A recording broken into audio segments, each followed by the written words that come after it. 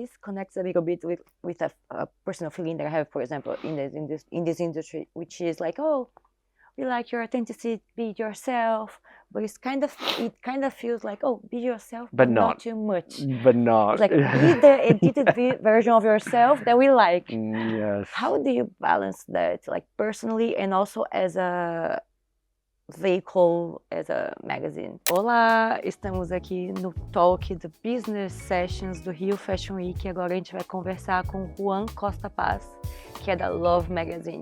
A gente vai falar sobre a visão dele do mercado de moda, como que tá rolando essa questão de imprensa mais formal, de veículos mais informais, como o mercado tá funcionando agora, para onde ele tá indo, tudo isso e muito mais. So you are from Argentina. I'm from Argentina, yes. How do you think that being a Latin person influences your work nowadays with like European brands? You think that it impacts in some way? Or?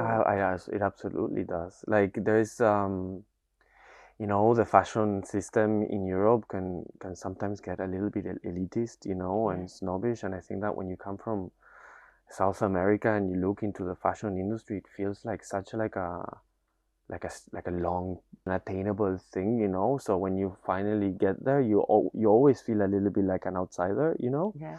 So I think that I don't know, I think that there is like an inevitable kind of outsider point of view that you bring into the work that you do, that I think that sometimes it's actually nice, you know. And sometimes it's like it makes a few things more difficult, but also like it stands out in different aspects. Yeah, it's maybe it's a little bit more difficult on the short term, but I think that, you know, the older I get and the more that I work and the more years that I'm in it, the more you realize that long term it's kind of better. Yeah, I totally agree. I think there is like specific things that we can get like differently and feel like, oh, yeah, kind of proud of. Yes, of course. You know, we were just having on the talk, I think that there's in this industry, like authenticity, to me, I'm discovering this not too long ago. Authenticity is the most important thing, I think, and having honest stories to tell. You know, it's a creative industry. You don't have anything to say. You're like, what do you think it's authenticity? Like when you look at something, how do you feel? Oh, this is authentic, this is not. It's just things that come from a really visceral place, you know. I mean, at least in my space, in the creative space, I think that it's storytelling, you know, and if there's no stories, and you can tell when a story is authentic or when it isn't, you know, when it comes from a place of honesty or truth, I guess. I think that one can pick it up really easily, you know, those things. At least I can do, and you can tell. And when things start looking a little bit the same, or it starts, you know, looking like the reference of the reference of the reference, that's where you can tell that there's no authenticity and there's someone behind trying to belong to a system that doesn't belong to them, you know. It makes sense. And also I'm a fashion designer. I graduated as a fashion designer. I worked in the business for 10 years. Yeah. And after I became a blogger / journalist. Mm-hmm. And I always heard in all the aspects of industry, like, oh, authenticity. But at the same time, I saw a lot of more constructed images and more poser kind of 90s term vibe going on. And how do you think these two things balance it? Because nowadays everything is kind of performative, like everyone says about authenticity, but at the same time I feel like, oh, what do you want? It's because, like, you know, it is true that social media is a force, you know, and the algorithms are like kind of a driving force in how we experience culture. Is the ultimate gateway now at the moment, you know.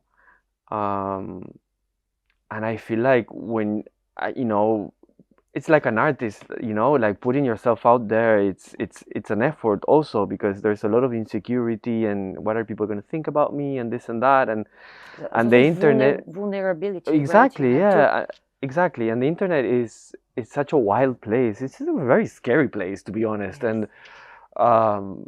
And I feel like some people sometimes they go out with an authentic intention, but then they ended up making compromises, you know, and when you make compromises, that's where it all starts falling apart a little bit, you know? Yeah, I feel the same way. I think it's a very hard balance nowadays to understand the online, the offline, like which is real, what is real nowadays. More than Because like, ever, and I think it's gonna get a little bit worse. You yeah, know, but then there's no worse that doesn't come with good. I think I don't know. I am seeing now on social media with AI. I think that for the last. I think it was starting this year that you know, you're scrolling and you're like, is this is this real, or yeah, is this I image felt the real or same. not? And you're like, it's the first time that I'm starting to have that feeling on a regular basis, you know. And this is just the beginning, you know.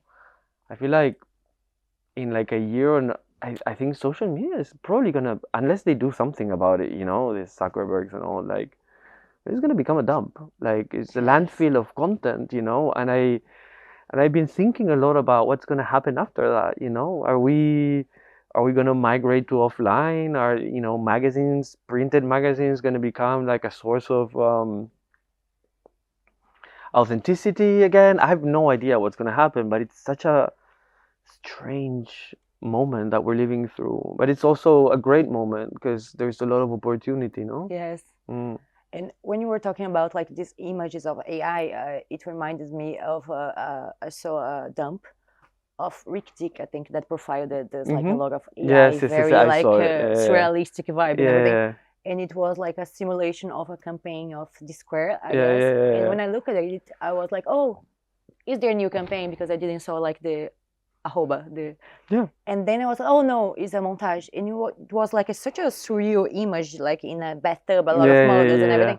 And I was like, oh, this is cool. But after a while, I was like, oh, this is AI. Like I can't. In the 90s, they almost had done this like Yeah, in real. Like yeah. it doesn't click at me like as before. I was like, oh, I mean, it's not so much about the AI because I'm not anti-AI. I think that, you know, humanity has lived through these revolutions a million times. I think that the last one that I remember is in this industry has been digital photography and, like, you know, uh, and photos with the phones. There's always this moment that people go like, oh no, digital is not the same as film, or yeah, like vinyls are not the same as CD because the sound, blah blah blah. Like I'm not. I try to not get nostalgic about the things and move forward. And I think AI is an incredible tool. I think that we just need to kind of transform all of us, you know. Like there needs we need like I think that the people that are gonna end up surviving are the ones that are end up adapting, you know. And I think that with AI we're gonna have to go through an eternal state of adaptation, because if you're not receptive to what's next, then you're gonna get left behind, you know. yes, and also like when you look to an image, what makes you like stay there? Like, oh no, this is something Yeah, that it touches me, clicks you. I think that a good image is like the perfect storm, you know. It's not Storm. like it's like the perfect storm of the, the perfect story, the perfect idea with the perfect talent and the perfect setting and the perfect look and the da, da, da, da, da, da. Like I think that uh, when you're looking at to me strong images, you know, it's like when all of these things come together just to kind of convey an idea, no? Like I don't know, I I love cinema, and You come from the cinema yeah, background, yeah, a right? little bit. And I think storytelling to me is the ultimate thing. It's just like new story, like people keep on, I don't know, I sometimes feel like people with social media, I sometimes have this feeling that people keep on repeating the same old stories. And I think that when there's a new story or something that it's almost like someone is giving you the hand so you can, or giving you a thread that you can start pulling from somewhere. I think those are the good ideas, you know. And I think story is usually the best Yeah, I feel that like this red line. environment of the internet is kind of make it, instead of the most part of the audience like understand themselves and express and expose their particularities, their like Hmm. own like ways, Yeah. kind of it made it like more strong, our sense of belonging is kind of Yeah. everybody is kind of wanting to go to the same things, to do the same things in the same hotspots, in the same aesthetic, and like You know, discovery is a huge word that I'm like that sense of discovery when you're like discovering something new, like a new culture, a new anything. when you felt that the last time, like you were like, When did I feel like the last time? Oh my God. just something like to illustrate to. I don't know. I don't know either. I'm don't asking, but I don't know know. either. I don't know. I need to think about that. Mhm. This sense of discovery. I mean, traveling is always kind of that thing, but from a content perspective, I need to think about that. I don't have the answer to it. It's okay. It's like when they ask you what's your favorite film, and Yeah. you're like, I don't know. No, totally. Yeah, I feel the same. It's the same thing. And also, I was talking with Imu about like something that I've been researching, which is how some content creators were like talking about how they feel that nowadays these newer generations are not creating cultures and subcultures as the previous ones. No, they're not. I agree. And like one of the points that she was making, it was like we don't have like the teenage culture as before. For example, teenage magazines, teenage stores, like teenage ambiences where you go and you interact with other people. For example, Do you shopping think? malls in the past. I don't know. I'm not sure I agree with that because it's just like it's happening in a different space, you In know? internet, It's kind just of. happening on the internet, you know? Yeah, yeah, that's the point that she made. I think that, you know, Imru is in this, and I think that youth magazines, they have an incredible challenge, which is how do you, you know, from, you know, the print cycles are slower than the digital cycles, and how do you catch up with TikTok? You know, like how do you it's a very difficult. Like which subject Exactly, can last because the for a moment month? that you pick it up, it's already late, you know? Yes. Like, and I don't know, I think that youth has their space. Um, I think that maybe maybe the danger of that digital space is that they get a little bit stuck on a loop, you know, and then there's no discovery again. And I think that that's the only thing, like being in the real world is the only thing that gives you that. No, I don't know. I think like you, and I feel like oh, maybe I'm getting older. I think I'm not like keeping up with the times and the trends, but at the same time I feel like a little No, bit I think we are older, but more like raw. we are getting old. But like I don't know. I feel like the kids find their places also. No, like it's just different from us. You know, I don't know. I grew up in a world without internet. I remember like calling, is my friend at the house? And well, I'll call him later. And I remember that, you know, like and and these kids don't, you know, and must be a really weird thing. I feel. Yeah, I can imagine like we used to go to concerts and have no pictures, no like shooting of it. It was like you were there. Right? And you have like to call your friend before. Oh, at Yeah. 7 in that hotspot, we will meet That's the there. thing that I miss quite a lot, and but I do think that there is a craving for that, which is I think people are going to events and concerts, but the thing that I miss the most is that feeling of a ritual, like, you know, when you went and you watched the movie, you went to the, you know, video store and you spend like you walk to the video store, you spend like at least half an hour, 40 minutes choosing for Yeah. the movie that you You wanted to talk with the watch. person there, you create a rented it connection. out, you had 24 hours to watch it. You came home, you invited a friend, you sat and you watched the goddamn movie, and then you had talked about it, and then you walked back to the video store to return the movie. It's like a whole ritual. And now, you know, we don't have that with content anymore. It's like, you know, and it's crazy. Now we can watch what we want at the time that we want, and I can't like pick up fast. Like, it's so this is bad. something. I have a hard time with that, to be honest. And I find like I consume a lot less content because there's so many options that there's like, kind of almost like you get like a little sense of nausea, you know, like a little bit of sense of saturation, and then you're like, I don't want to see anything, you know, like, which is a shame because there's still a lot of things, amazing things being out there, you know. There's a lot of great new talent, and it's just so difficult to kind of navigate all this noise sometimes, no? And like in this crazy In this ambience, crazy how do you world. find like which subjects love want to talk about, which is Yeah. our path? I think that, you know, obviously we're in the second issue and love has a heritage and we're just shifting into a new direction. Like a lot of the stories that we want to tell are global stories, you know. Again, it's this idea of discovery that I was talking about. Like, we started the magazine because we felt that,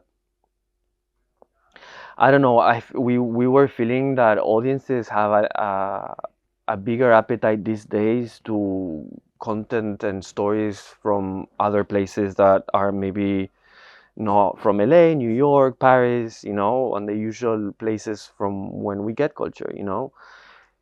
I always quote this, it's a really stupid, dumb example, but everybody understands it. It's like you look at someone like Bad Bunny and like what's, you know, how he kept his authentic storytelling, and the world loves it, you know. There is a real appetite for that, and you see it in Netflix. There's always, every month there is like a series from this random country that people like, oh my god, it's amazing, you know. And like, independent cinema is getting a lot more traction these days than before, I feel, you know. At least in my circles, people talk more about those things because Hollywood is putting out this kind of franchises and Avengers and so on, you know.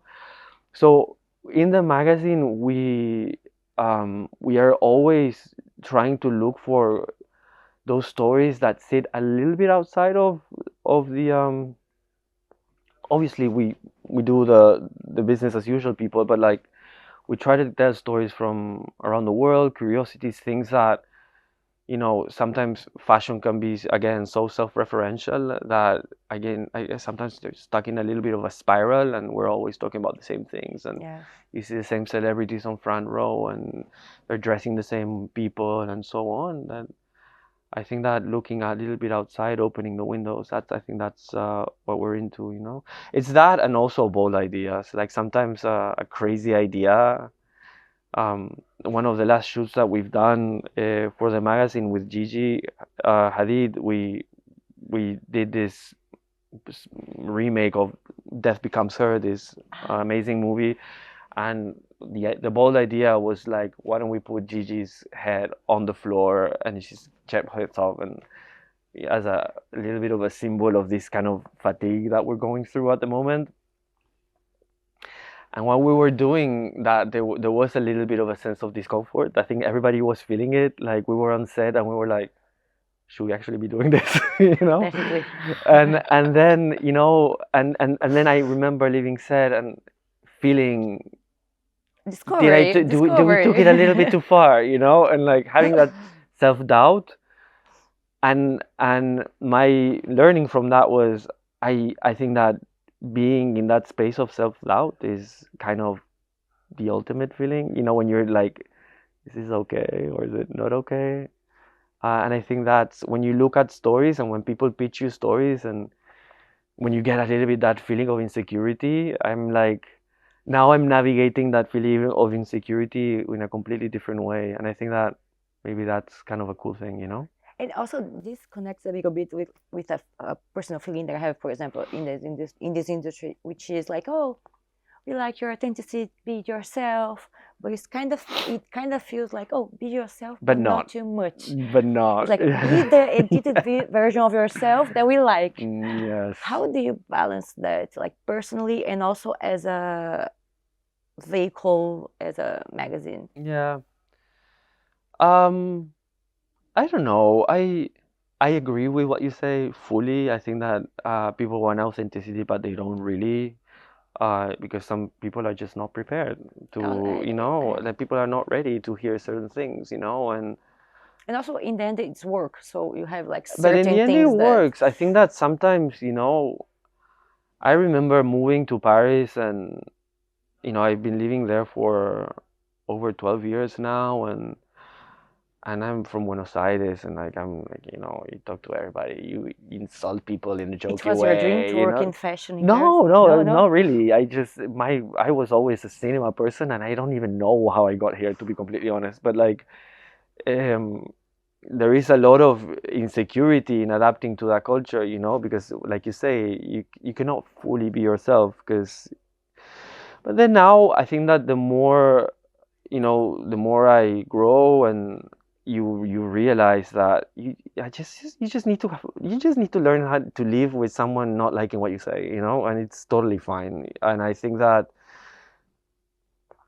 just a little bit punk, I guess, you know. And I Yeah. think that as long as you don't rude to people, like I just think that, you know, if someone doesn't take your personality, it's not your problem, it's theirs, you know. 100%. As long as you're not being mean An or asshole. anything, you know what I mean? Like, so I think that being a little bit just don't care about what people think is super important, you know.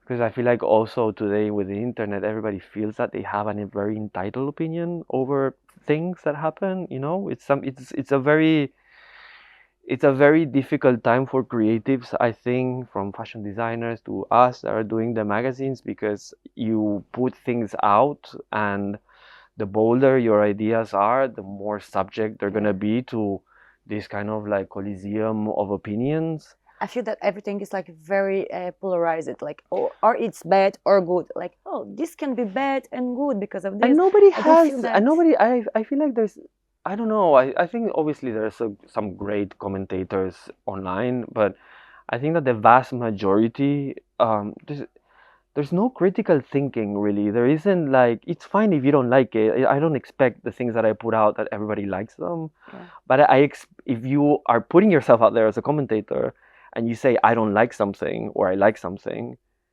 I expect it to come with an explanation of Yeah, why you don't like yeah, it. And I 100%. expect that explanation to In be a like, respectful one. sure. I mean, of course, I think that out of not liking something, you can make amazing Yeah. conversation, you know? And I don't know, I think there's a lot of people with like their picket things and their It's like a fire things, virality, and yeah, like, it's like, to the cut their head off, you know? It's like, it's a little bit that, and I agree with you. I don't know, I'm not very into that. We are experiencing here in Brazil, like it feels like the fashion world specifically is looking at Rio, like Brazil core. I like to say that for me, as a Brazilian, Yeah, it's like it's not Brazil core, it's Rio core. Like yeah, it's the Vidigal in the background, it's Ipanema yeah, and everything. yeah. Why do you think that in these last years this is getting stronger? Like so many international brands are coming here and shooting and wanting the carioca lifestyle and everything. I guess that Rio has always given its visitors an enormous sense of like escapism, you know? I think that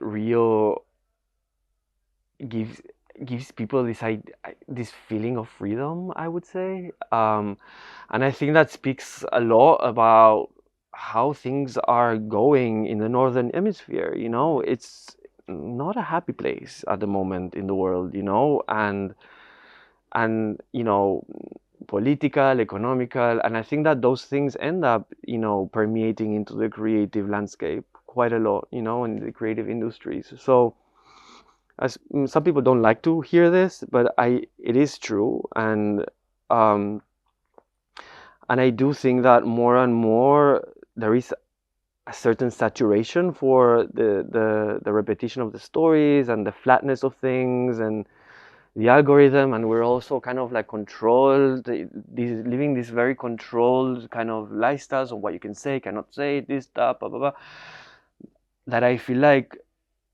Rio becomes kind of like a place of liberation, you Like a know. utopia. Yes, it gives you like it's quite an utopic city, you know. I lived here for 1 year a while ago, You and live it here? yeah, How yeah, I know cool. Rio pretty well. And I when I was here, I remember having that feeling of like, you know, you're free, you know. But then obviously it comes with a There is like a lot of price. things, yeah. It comes at a price. Yeah. But I think that Rio at the moment proposes that. And I think Latin America proposes that also as well. You know, Latin America in the cultural fashion Yeah. optic has been pretty unexploited. I think that The music, the movies also, exactly everything. when you're in Paris and Europe and America, whatever, like in the US you have this Latino culture, but it's like not really South America. It's kind of like Edited it's version. Latino. It's a Yeah. version of everything that we have to offer. Um, and I think that it's been fairly unexploited in the global cultural landscape, Latin America. And I think that maybe people are just kind of waking up now, which is kind of great, you know. I agree. I hope. I have a little bit of fear of how it's done, like the European eye for a colonized country and everything. I Yeah, feel like, I know but at what the you same mean. time, I think it's important because it's the exchange of ideas and I everything. know So what it's you kind of mean.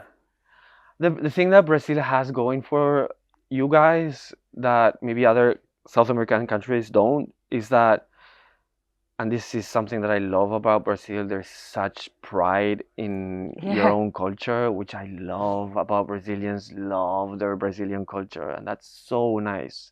It's so, so nice. So I don't think that the external eye, I think that you guys have a good self-esteem when it comes Yeah. to your own Yeah, we culture. do.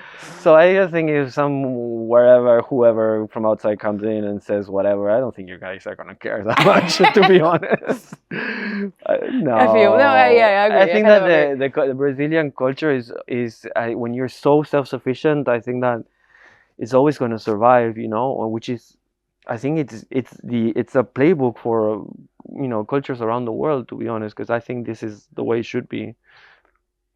I'm In a super way, proud now. no, of course, yeah. No, Brazilians have a good playbook for it. I think I really do. Thank you so much for your Thank you, time, of your course, kindness, your of word, course, thoughts, and everything. yeah. And Thank you for having me. bye. Bye.